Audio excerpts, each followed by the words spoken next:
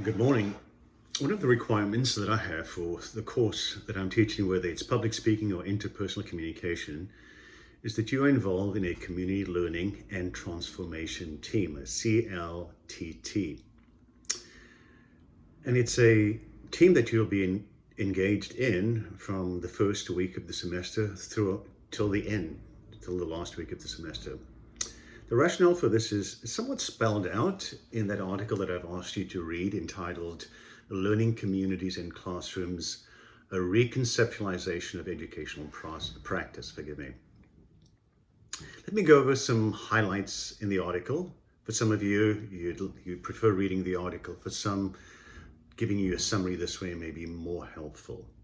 Okay, so the basis behind learning communities is that it must have four characteristics. One is that there's diversity among team members, meaning that you don't work by yourself. I found that in my experience, I work best when I'm part of a team.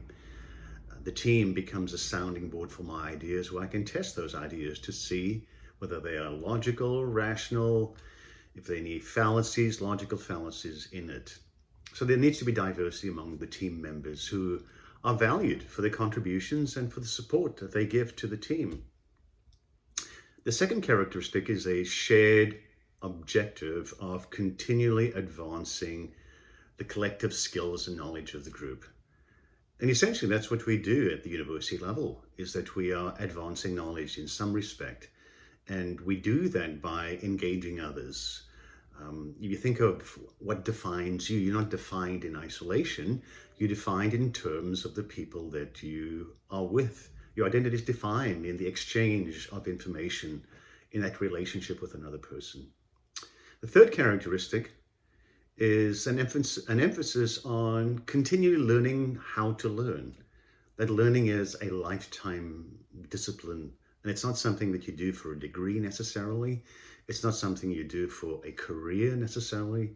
It's something that you do to grow personally and professionally, both you and your family.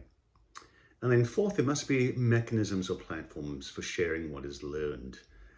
And those platforms, of course, in the course that I teach is that community learning and transformation team. So why learning communities then? Well, we live in a very complex world. We live in a world where there's an information explosion. There's so much more information than any one of us could absorb in probably 100 lifetimes. So we need to be able to focus on knowing where to find that information and knowing how to learn. That means that, in a sense, you and I, as students, need to learn to direct our own learning. We need to learn to work with others as we discover information and make that information useful for ourselves. So work with and listen to others. And then we need to develop ways of dealing with complex issues and problems. There's a sense in which all learning should be driven by a desire to solve problems, whether they are social, psychological, physical, societal, whatever they might be. And to solve those problems, we need different types of expertise. And again, that speaks to the diversity that we need in the groups. Well, how does learning come about then? Or how do we go about coming up with truth? There are various theories on how truth is learned or how we discover truth. And the one that I seem to be sold on is a social constructivist argument, which means that we don't necessarily learn best by being told by someone else. That's somewhat authoritarian. Ancient societies certainly worked that way. We learn best by constructing, engaging with ideas, seeing them from different angles, talking to somebody else or a group of people about those ideas. And we are, in essence, constructing knowledge.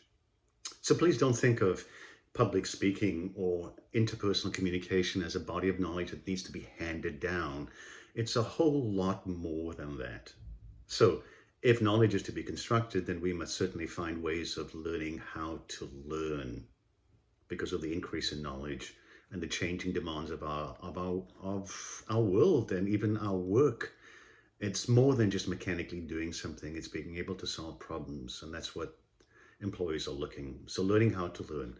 The other argument for it is somewhat of a multicultural argument, and that is our society. And America is I want to say a melting pot, but it's more than that. I'm not sure that we melt away our differences. It's more of a soup metaphor where we are all come from different parts of the world, and we're all thrown into a soup. But we retain that uniqueness, but we also flavor each other in many ways. And so, in terms of a multicultural society, we are very diverse, very much so, and that is a strength, not a weakness. And we see that in the classroom. So we need to ensure that people have a voice and they share those ideas on platforms. We need to be able to learn and work with those who are very different from us, whether they're culturally, racially, religiously, political. Everyone's contribution must be respected, and we must learn to synthesize ideas, bring them together, and find the best ideas by bringing them together.